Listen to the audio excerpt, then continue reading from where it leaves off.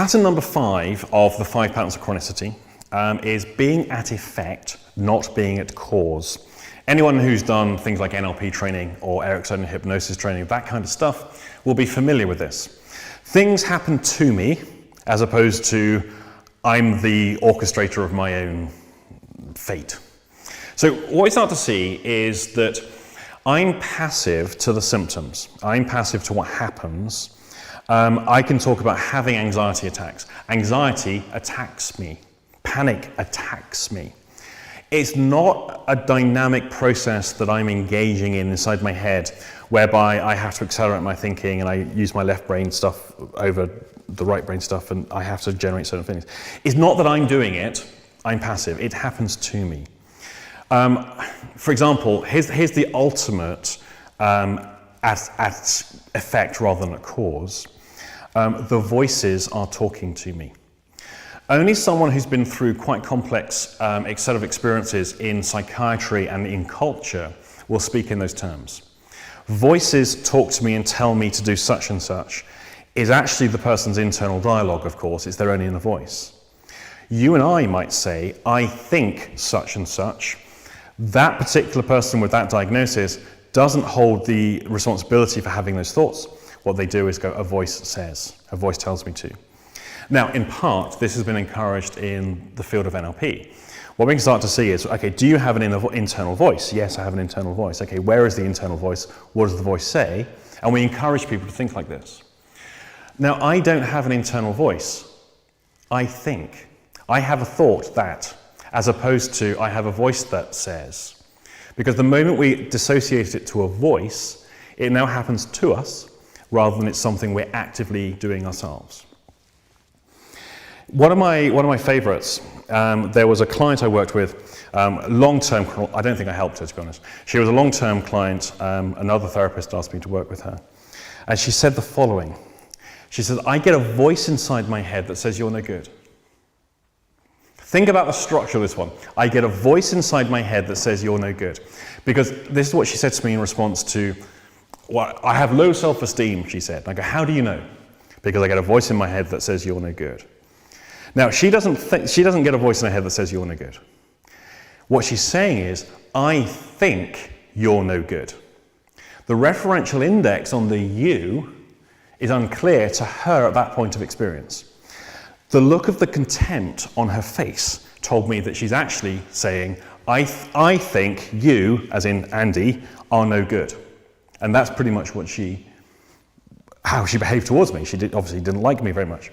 That was given away in her manner and some of the things she said later. So when I say I have a voice that says, actually it's I am thinking, it's something I think. But of course, by being at effect rather than at cause, we're no longer responsible for it. What she's now able to do is experience this contempt for other people, say things like, well, I have low self-esteem because I have a voice that says you're no good, and not be responsible for that. There's lots of stories in the psychiatric literature where the person goes, the devil comes to me and the devil says you are, and then an insult is given. These are quite common ways that people can dissociate the responsibility. I don't think this, the devil thinks it, and I'm just the one who communicates it. Religion does this.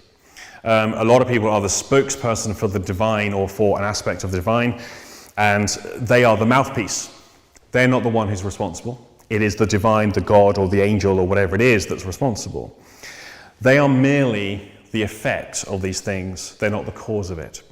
So there's a lot of people that are going through the world, the cause of distress for other people, the cause of their own distress, the cause of just distress.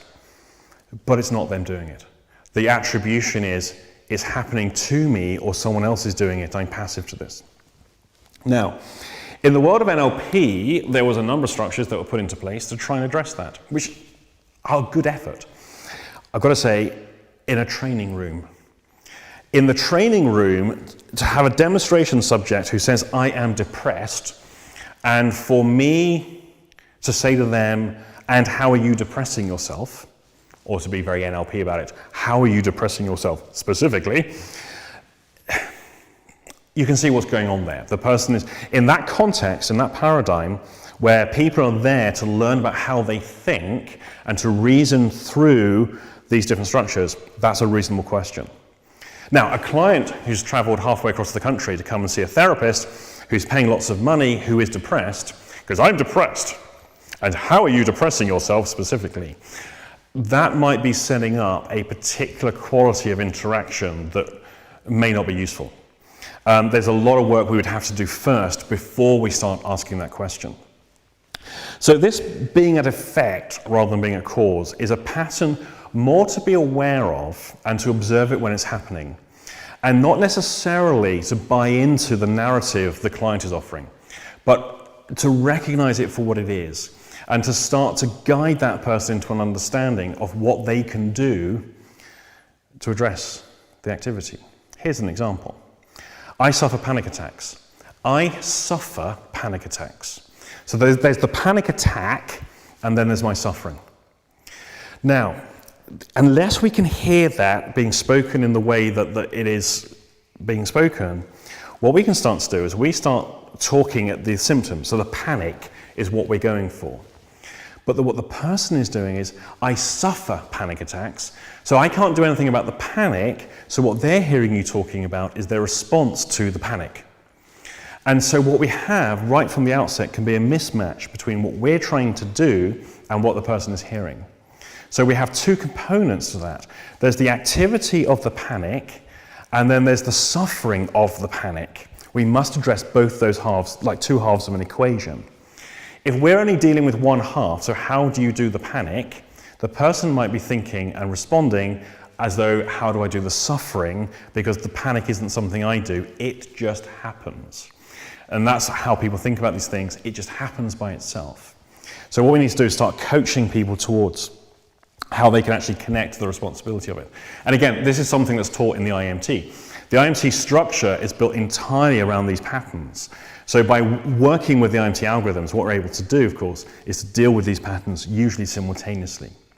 So I think that's it for now, for the 5 patterns of chronicity. There are others, these sub-patterns, or the non-primary, I don't know, I don't really have a name for them yet.